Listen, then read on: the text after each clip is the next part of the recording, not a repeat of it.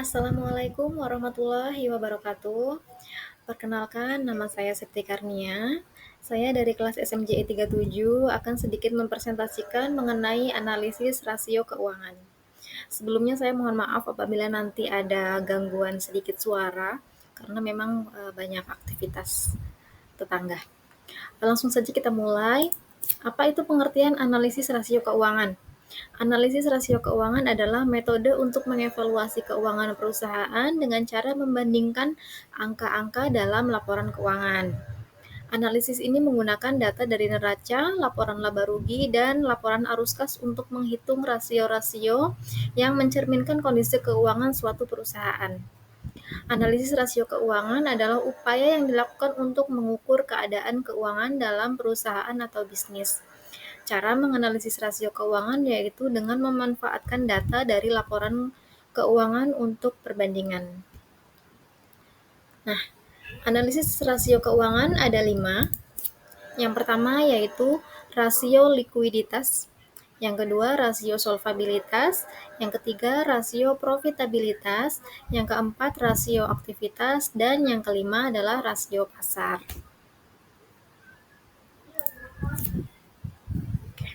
Kita masuk ke pengertiannya.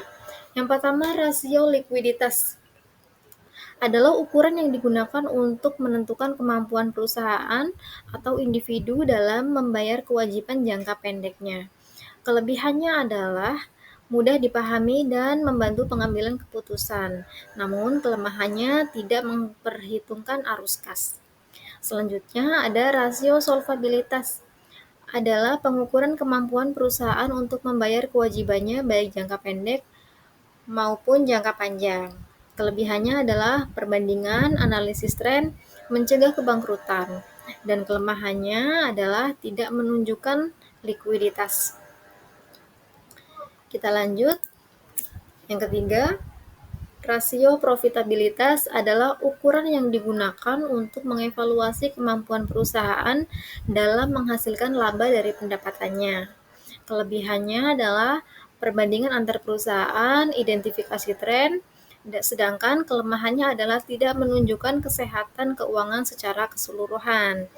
Berbeda dengan yang pertama dan kedua tadi, rasio profitabilitas ini menunjukkan dari seberapa besar perusahaan menghasilkan laba dari pendapatannya atau keuntungannya. Namun kelemahannya dia tidak menunjukkan kesehatan keuangan secara keseluruhan. Nah, kita lanjut. Yang keempat, ada rasio aktivitas. Adalah pengukuran kemampuan perusahaan untuk membayar kewajibannya baik jangka pendek maupun jangka panjang.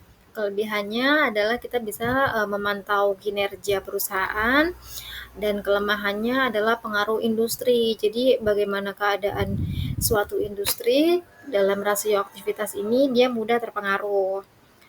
Yang ketiga ada rasio pasar, adalah ukuran yang digunakan untuk mengevaluasi kemampuan perusahaan dalam menghasilkan laba dari pendapatannya. Kelebihannya menggambarkan harapan pertumbuhan, kelemahannya mudah terpengaruh oleh sentimen pasar dan tidak menggambarkan kinerja. Jadi rasio pasar ini dia menggambarkan bagaimana kedepannya suatu perusahaan ini akan bertumbuh, bagaimana pertumbuhan saham kedepannya, perkiraannya. Namun kelemahannya adalah dia tidak menggambarkan apa yang terjadi real atau nyatanya, seperti itu.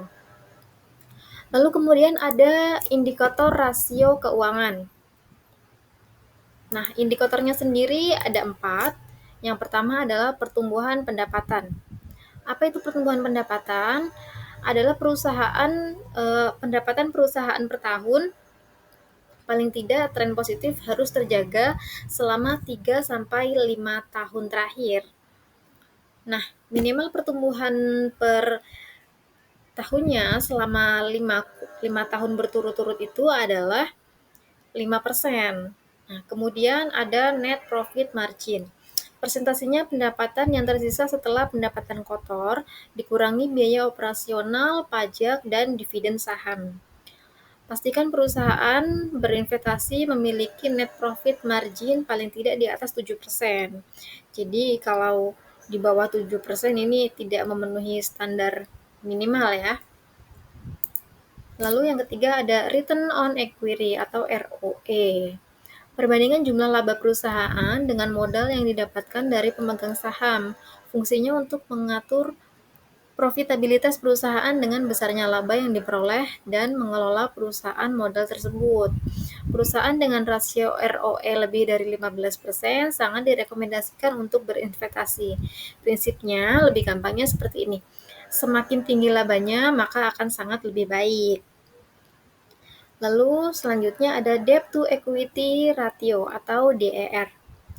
Juga disebut dengan rasio utang terhadap modal, adalah perbandingan utang perusahaan dengan modal pemegang saham.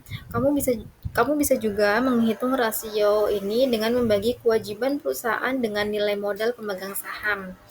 Perbandingan yang dianggap sehat dan layak dijadikan investasi minimal adalah 0,51, 5:1.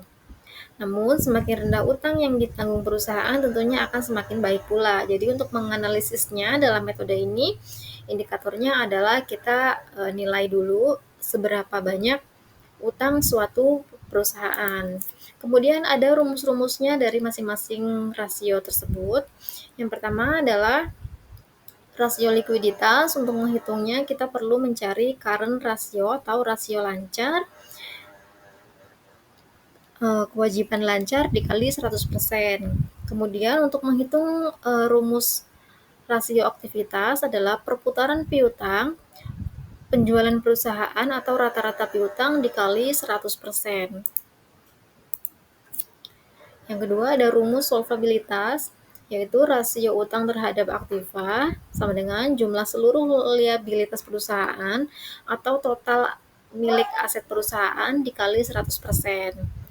Yang selanjutnya ada rasio profitabilitas, rumusnya adalah gross profit margin, penjualan laba bersih perusahaan dikurangi HPP atau penjualan bersih dikali 100%.